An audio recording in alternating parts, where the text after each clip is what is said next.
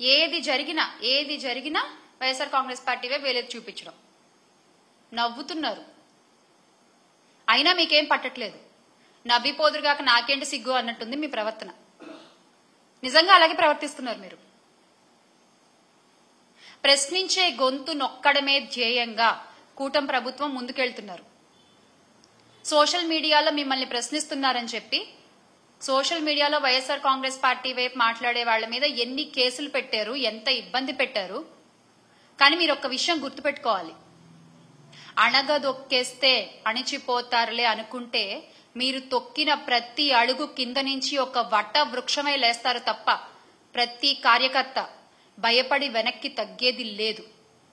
భయపడి ఎవరు వెనక్కి తగ్గరు.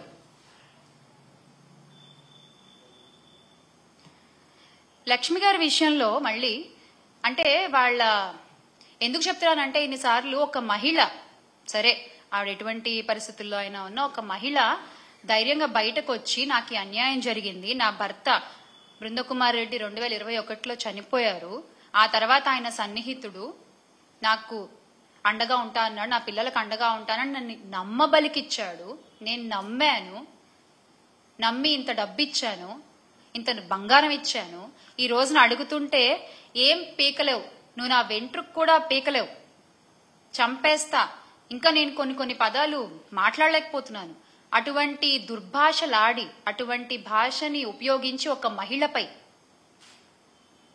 ఆవిడంత ధైర్యంగా బయటకు వచ్చి మాట్లాడుతున్నందుకు ఆ ధైర్యాన్ని మెచ్చుకుని ఆ మహిళకి అండగా ఉండకపోగా ఒక మహిళని కొట్టిన వాణ్ణి, ఒక మహిళని అబ్యూజ్ చేసిన వాణ్ణి, ఒక మహిళ దగ్గర డబ్బు దొబ్బేసిన వాణ్ణి మీరు వెనకేసుకొస్తున్నారు. మీరు ఇచ్చింది ఏంటి? ఆ పార్టీ అధికార ప్రతినిధి గారు ఇంత జరిగితే ఏం చేశారు, ఒక నోట్ రిలీజ్ చేశారు, పార్టీ కార్యకలాపాలకి పలానా వ్యక్తిని, ఆ కిరణ్ రాయల్ అనే వ్యక్తిని దూరంగా ఉంచుతున్నాము అని జనసేన పార్టీ నుంచి ఒక నోట్ రిలీజ్ చేశారు. అదేంటది? తొక్కిపట్టి నార తీయడం కదా మీ పార్టీ సిద్ధాంతం. ఇప్పుడు ఏమైపోయింది ఆ సిద్ధాంతం? మీ వాళ్ళ దగ్గరికి వచ్చేసరికి ఆ సిద్ధాంతం ఏమీ ఉండదు కదా. వైఎస్ఆర్సీపీ ప్రభుత్వ హయంలో మహిళలు గాని యువతులు గాని వాళ్ళ చేతుల్లో ఒక ఆయుధంలా పనిచేసిన దిశ యాప్ ని మీరు నిర్వీర్యం చేశారు. అంత గొప్ప వ్యవస్థలు మీరు ఎలాగో తీసుకురాలేరు, కనీసం దాన్నైనా పునరుద్ధరించవచ్చు కదా, కనీసం ఆడపిల్లలకు ఒక ధైర్యంగా ఉంటుంది. అలా చేయకుండా యువతుల మాన ప్రాణాలతో మీరు చెలగాటం ఆడుతున్నారు, నిజంగా చెలగాటం ఆడుతున్నారు.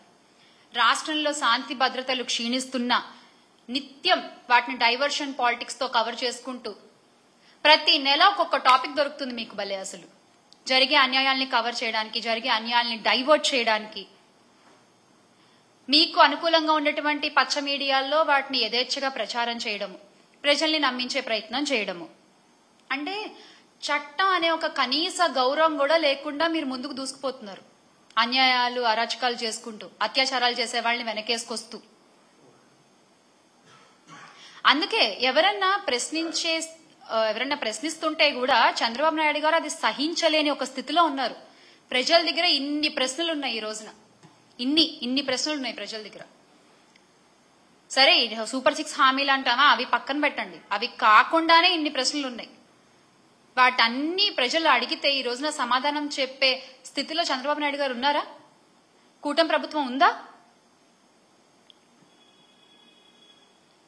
సానుభూతి పరులు, యాక్టివిస్టులు, ప్రతిపక్ష సోషల్ మీడియా కోసం పనిచేస్తుంటే వాళ్ల మీద యథేచ్ఛగా కేసులు పెట్టి వాళ్ళని లోపల తోసేస్తే, ఎప్పుడు కేసులండి, ఎప్పుడో 3-4 సంవత్సరాల క్రితం కేసుల్ని కూడా బయటికి తీసి అరెస్ట్ చేస్తారు. ఒకవేళ వాళ్ళ మీద కేసులు ఏమీ లేవనుకోండి, వీళ్లే కొత్తగా ఒక కేసు క్రియేట్ చేస్తారు, క్రియేట్ చేసి దాన్ని చూపించి జైల్లో వేస్తారు.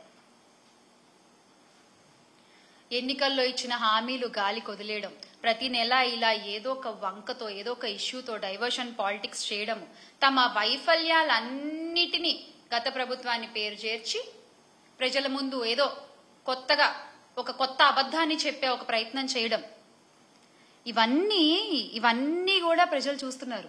మీరు ఏ ఒక్క సంక్షేమ పథకాన్ని ఇవ్వలేదు, మీరు ఏ ఒక్క మంచి కార్యక్రమాన్ని చేయలేదు.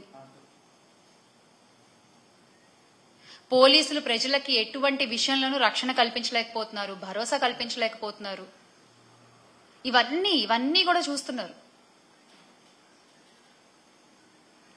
గత 8 నెలలుగా రాష్ట్రంలో కొనసాగుతున్న కూటమి పాలన ఇదే గత 8 నెలలుగా రాష్ట్రంలో జరుగుతున్న కూటమి పాలన. ఇది సరిగ్గా తెలుగు తమ్ముళ్ళకి, మన జనసేన సైనికులకి ఒక ఎనర్జీ బూస్ట్ అన్నమాట. ఒక ఊతం ఇస్తోంది. మనం ఏదన్నా చేయొచ్చు, మనం ఏం చేసినా మనకేం కాదు, ఏదోటి చేసి మనం బయటపడిపోతాం. తప్పు సార్, చాలా తప్పు. ఒక ఆడపిల్ల కన్నీటి చుక్కకి ఎన్ని ఘోరాలు జరుగుతాయో ప్రతి ఒక్కళ్ళకి తెలుసు. అలా ఇవాళ ఈ రోజున కూటమి ప్రభుత్వంలో ప్రతి ఆడపిల్ల కారుస్తున్న కన్నీటికి, అన్యాయానికి గురవుతున్న ఆడపిల్లలు కారుస్తున్న కన్నీటికి ఖచ్చితంగా ఈ కూటమి ప్రభుత్వం సమాధానం చెప్పాల్సి ఉంటుంది. ఇవన్నీ చూస్తూ కూడా అంటే ఎంత డైవర్ట్ చేసినా, ఎంత మీరు పచ్చ మీడియాలో మీకు అనుకూలంగా ప్రచారాలు చేసుకున్నా, ప్రచారాలతో ఎక్కువ రోజులు నడపలేరు కదా ప్రభుత్వాల్ని. ప్రచారాలతో ఎక్కువ రోజులు నడపగలరా ప్రభుత్వాల్ని? లేదు కదా.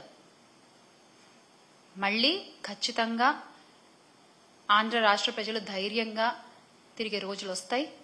ఆడపిల్లలు, మహిళలు ముఖ్యంగా కన్నీరు కార్చే రోజులు త్వరలోనే పోతాయి. మళ్ళీ ఆంధ్ర గొప్పగా మారుతుంది. Make Andhra great again with Jagan అన్న. జై జగన్. ఆ ధైర్యం నింపడానికే ఇవాళ నేను మీ ముందుకు వచ్చి మాట్లాడుతున్నాను.